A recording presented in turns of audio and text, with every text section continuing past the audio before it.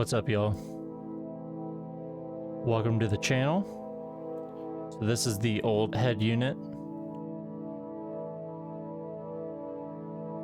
that I replaced with an AC head unit.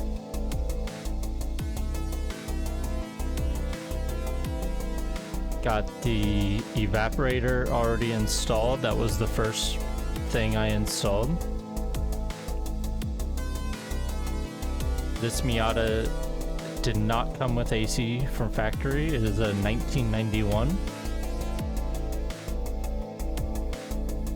I have not figured out the audio situation while recording a video, so I am going to do this voiceover instead. This person hit me up to install a 134 AC system in their 1991 Miata that is factory, no AC, and no power steering. So I started with the evaporator, and then I installed the AC control unit.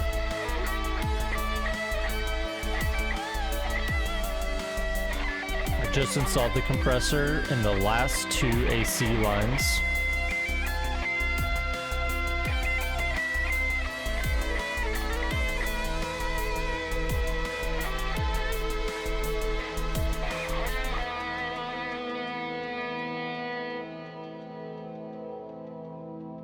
So I did tap the holes on the block for the compressor bracket because no bolts have been in there and I couldn't screw in any bolts by hand.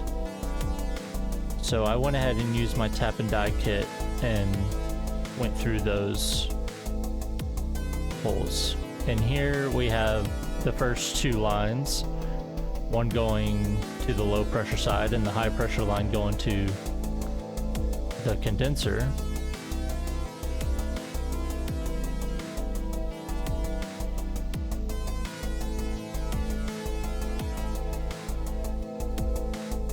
What I'm pointing at is the one AC line that you will need if you're converting from R12 to R134 system.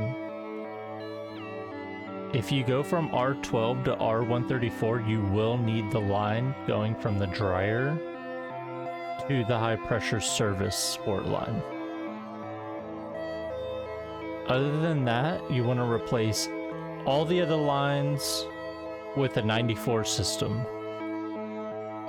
You can get away with reusing the evaporator if you don't want to take it out and replace it. So the evaporator and the high pressure line to the high pressure service port line. Those are the two things that can be reused in the evaporator box. But this car did not have AC. We needed everything. Now here, this customer did find that you can use a stretch belt,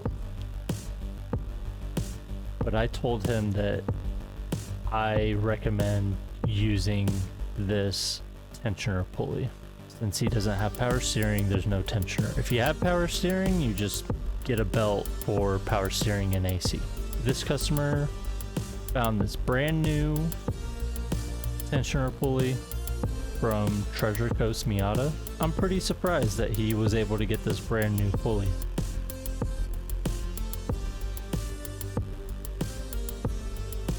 And then I was explaining there that I am going to go ahead and use my tap and die kit on the block before I even try and bolt in the tensioner, because this Miata has 169,000 miles, so these threads are not good at all.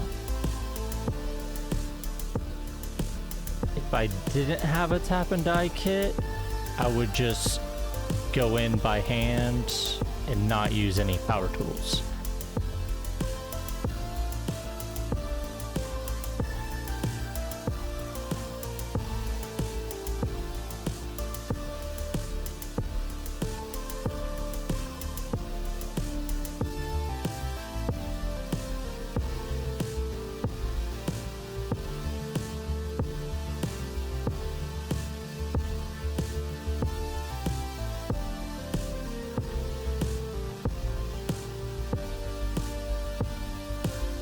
I also had to use my tap and die for the compressor connector. I did end up going and turning the way that it is mounted so the intake wasn't gonna pinch the wires.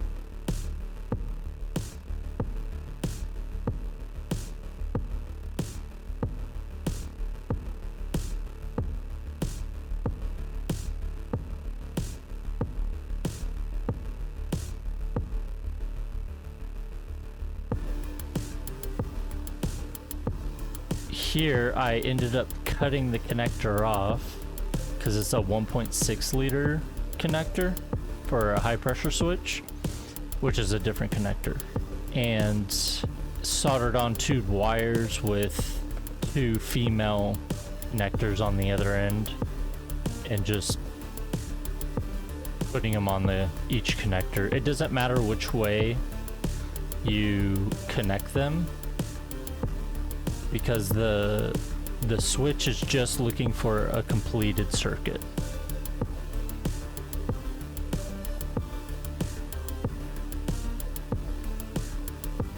So here we got the belt onto the car and it's tensioned. You want to be able to turn the belt a little bit, but not too much. Like, you want it pretty tight. I did end up tightening the alternator belt because I found it was very loose, and I want to test drive this car and I don't want it to die out on me. Here we got me pulling a vacuum.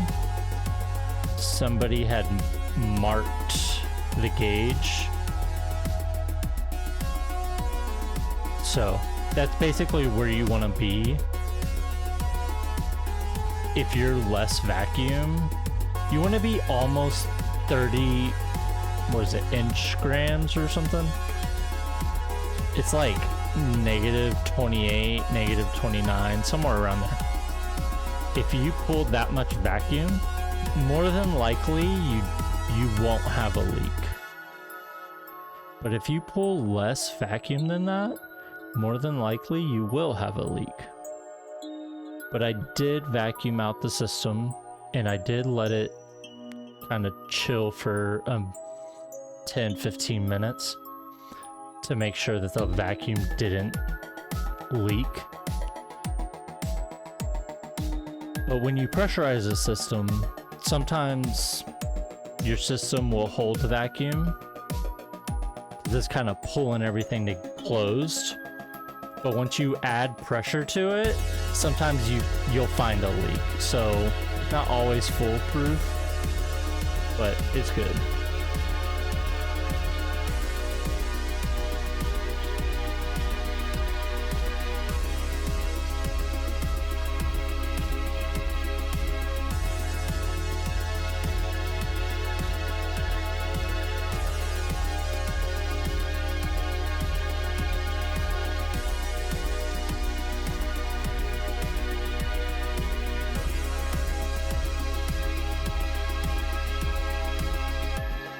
My gauge in the vent, and it's about 44 degrees.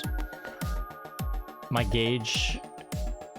temperature gauge is about 4 degrees off. So it says 40 degrees, but it's really 44 degrees. I checked it with multiple different gauges. I need to get a new gauge. But yeah. Thank you for watching. Peace out.